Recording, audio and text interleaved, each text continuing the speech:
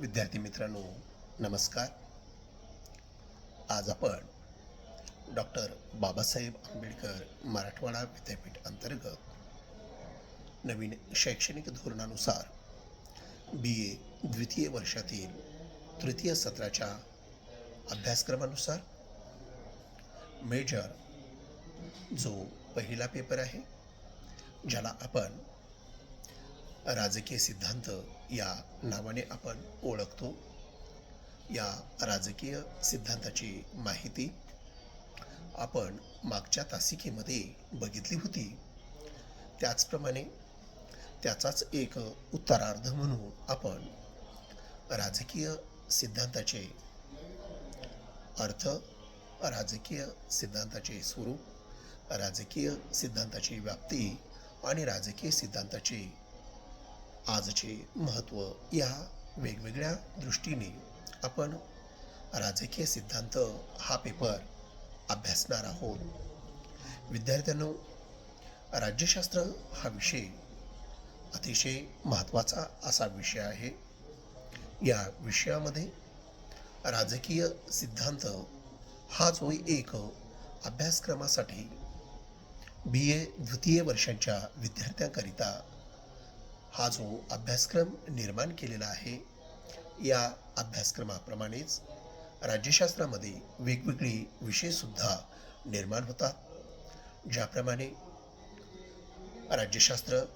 राज्यशास्त्राची ओळख, त्याचप्रमाणे राजकीय सिद्धांत, आंतरराष्ट्रीय संबंध, तुलनात्मक राज्यशास्त्रात वेगवेगळ्या देशांची राज्यघटना, त्या राज्यघटनेची शासन यंत्रणा, शासनाचं स्वरूप, तिथली शासन पद्धती, या पद्धतीने ज्या पद्धतीने हे विषय अभ्यासतो, त्याच पद्धतीने वेगवेगळ्या देशाच्या शासन प्रणाली, उदाहरणार्थ भारतीय शासन प्रणाली, भारताचे शासन आणि राजकारण, अमेरिकेचे शासन आणि राजकारण, ब्रिटनचे शासन आणि राजकारण, फ्रान्सचे शासन आणि राजकारण, असे जे विषय निर्माण होतात, याच विषयासोबत तुलनात्मक राज्यशास्त्र, राजकीय विश्लेषण, पाश्चिमात्य राजकीय विचारवंत, भारतीय राजकीय विचारवंताप्रमाणेच अमेरिकेचे राजकीय विचारवंत असतील, ब्रिटनचे राजकीय विचारवंत असतील,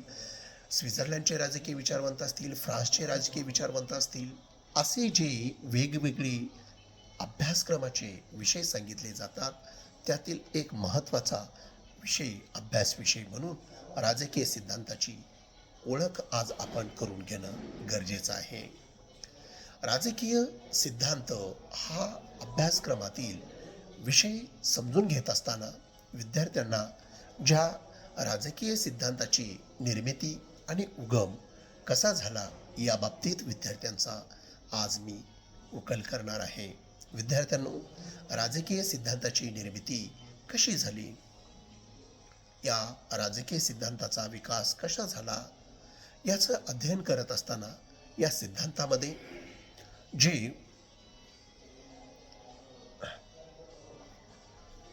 मानव आपल्या सर्वांगीण विकासासाठी जेही काही विचार मांडलेले आहेत, जेही तत्त्व स्वीकारलेले आहेत, जेही काही प्रयोग केलेले आहेत, या प्रयोगांचा विशेषतः राजकीय प्रयोग, राजकीय संबंध, राजकीय सेवा, या प्रत्येक गोष्टींची उकल आजच्या तासिकेमध्ये आपण करणार आहोत. विद्यार्थी मित्रांनो, राज्यशास्त्राचा अभ्यास करत असताना राजकीय सिद्धांत हा पेपर अतिशय महत्त्वाचा यासाठी समजला जातो, कारण राज्यशास्त्रातील इतर शास्त्राप्रमाणे याला सैद्धांतिक रूप या विषयाला दिलेलं आहे. या विषयाला सैद्धांतिक रूप देण्याचं मुख्य कारण काय आहे? यामध्ये जे राज्यशास्त्रातील महत्त्वाचे सिद्धांत आहेत, महत्त्वाचे विचार आहेत, या विचाराला एक सैद्धांतिक दर्जा दिलेला आहे. आणि दर्जा देण्याचं काम कोणी केला असेल तर त्या काळातील प्रस्थापित व्यक्तीने केलेले आहेत. मग ते प्रस्थापित व्यक्ती कोण असतील, मग ती व्यक्ती कशा पद्धतीने आपले विचार स्पष्ट केलेले आहेत, त्या विचारातून राजकीय सिद्धांताचा उगम झालेला आहे.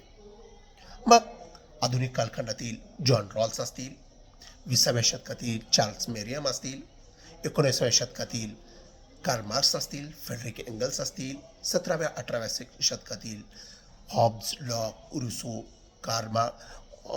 रुसो, त्याच्यानंतर जॉन स्टुअर्ट मिल, बेंथम, हे जे विचारवंत आहेत. त्याचप्रमाणे मध्ययुगीन कालखंडामधील सेंट ॲक्वाना, सेंट ऑगस्टिन असतील.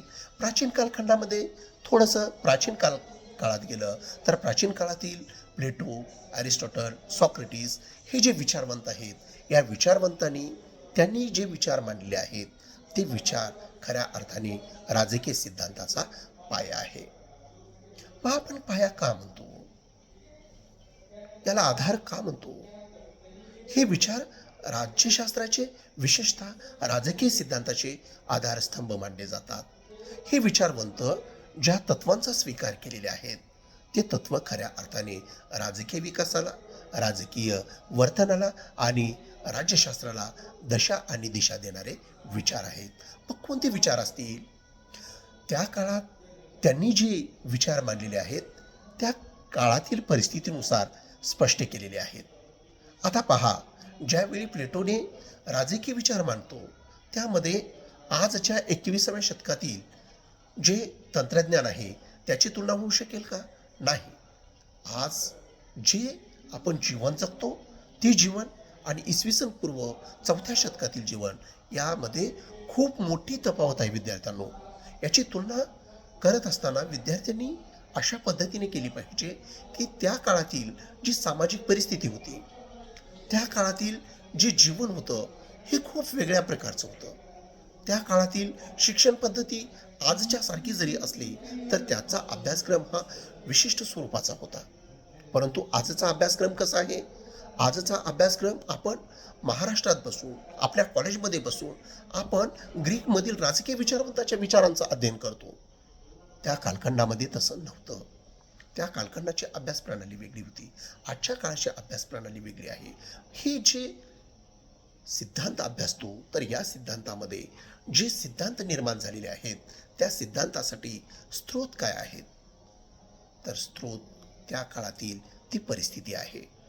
उदाहरणार्थ ग्रीक विचारवंत, रोमन विचारवंत, मध्ययुगीन काळातील विचारवंत, हे विचारवंत ज्या पद्धतीने त्यांनी विचार स्पष्ट केलेले आहेत त्या पद्धतीने राजकीय सिद्धांताचे विचार स्पष्ट झालेले आहेत. मग आता पहा, आपण यामध्ये शब्दशः जर विचार केला तर राजकीय सिद्धांत आणि विचार यांची तुलना आल्मन बर्गने केलेली आहे, फ्रेडरिक आल्मनने केलेली आहे, फ्रेडरिक पॉलने केलेली आहे. या विचारवंतांनी केल्यानंतर या विचारामध्ये जे विचार स्वीकारलेले आहेत गिलक्रिस्टने केलेली आहे. या आधुनिक काळातील विचारवंतांनी ज्या पद्धतीने केलेली आहे त्याच पद्धतीने 20व्या शतकातील चार्ल्स मेरियम या विचारवंतांनी सुद्धा केलेली आहे. चार्ल्स मेरियम यांनी द हिस्टॉरिकल पॉलिटिकल थेअरी या ग्रंथामध्ये त्यांनी राजकीय सिद्धांताचं खूप छान विश्लेषण केलेलं आहे. त्या ग्रंथामध्ये त्यांनी सांगतात की राजकीय सिद्धांत जे निर्माण झालेले आहेत त्या सिद्धांताची निर्मिती, त्या सिद्धांताचा उगम कशा पद्धतीने पाहायचा, तर त्या काळातील समाजामध्ये ज्या रूढी होत्या, ज्या प्रथा होत्या, ज्या परंपरा होत्या त्या प्रथा आणि परंपरेनुसार खऱ्या अर्थाने राजकीय सिद्धांत विकसित झालेला आहे. मग त्या काळातील विचार काय होते, त्या काळातील तत्व काय होते याचा सुद्धा विचार करणं गरजेचं आहे. त्या कालखंडामध्ये मनुष्य ज्या पद्धतीने जीवन जगत होता, त्या तत्वांचा ज्या पद्धतीने स्वीकार करत होता त्यानुसार खऱ्या अर्थाने हा विकास निर्माण झालेला आहे. मग ग्रीकमध्ये काय होतं, तर ग्रीकमध्ये जे समाज होता, जे व्यक्ती होते, या व्यक्तींच्या आणि समाजाचे संबंध निर्माण करण्यासाठी जे विचार सांगितलेले आहेत त्या विचारातूनच राजकीय सिद्धांताचा उगम झालेला आहे. मग काय होते त्या कालखंडामध्ये, खऱ्या अर्थाने नैतिक तत्वेला महत्त्व दिलेलं आहे. प्लेटोने जे विचार मांडलेले आहेत ते नीतिमत्तेवर आधारित मांडलेले आहेत, ते इथिक्सवर आधारित मांडलेले आहेत. त्यांनी योग्य आणि अयोग्य, चांगले आणि वाईट, शुभ आणि अशुभ हे जे विचार मांडलेले आहेत या विचारामध्ये त्यांनी नीतिमत्तेला महत्त्व दिलेलं आहे. आणि या नीतिमत्तेतून तो जो आत्मिक सद्गुण आहे, या आत्मिक सद्गुणाला विशेष असं महत्त्व दिलेलं आहे.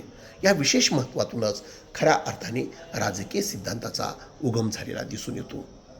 ह्या विचारवंतांनी जे विचार मांडले, याला जे सैद्धांतिक रूप दिलं, या सैद्धांतिक रूपामध्ये त्यांनी जे आक्रोश ठेवलेला आहे, तो राज्यशास्त्राला विकसित करण्याचा आक्रोश ठेवलेला आहे. आणि इथून खऱ्या अर्थाने जे नगरराज्य होते, त्याला राज्याचा दर्जा प्राप्त करण्याकरिता जी साधने लागतात, जे विचार लागतात, त्या विचारांचा उगम प्लेटोच्या विचारापासून झालेला आहे, ग्रीक विचारवंतांच्या विचारातून झालेला आहे. मग त्यामध्ये सॉक्रेटिसने विचार प्रकाशित केलेले असतील, त्यांचे विचार असतील, त्याचप्रमाणे प्लेटोच्या असतील, आणि या प्लेटोचा शिष्य अरिस्टॉटल यांनी जे विचार मांडलेले आहेत, या विचारवंतांच्या विचारामुळे सुद्धा राजकीय सिद्धांतांना एक विशेष असं स्थान प्राप्त झालेलं आहे. ते कसं झालेलं आहे? राज्यशास्त्रामध्ये राजकीय विचार स्पष्ट करत असताना या राजकीय सिद्धांताला एक सैद्धांतिक दर्जा जर कोणत्या विचारवंतांनी प्राप्त करून दिला असेल, तर ते म्हणजेच अरिस्टॉटल या विचारवंतांनी. मग अरिस्टॉटल या विचारवंतांनी काय विचार मांडलेले आहेत, कोणते विचार मांडलेले आहेत की त्यामुळे राज्यशास्त्राला एक सैद्धांतिक दर्जा प्राप्त झालेला आहे, याची माहिती पुढच्या तासिकेमध्ये बघू. धन्यवाद.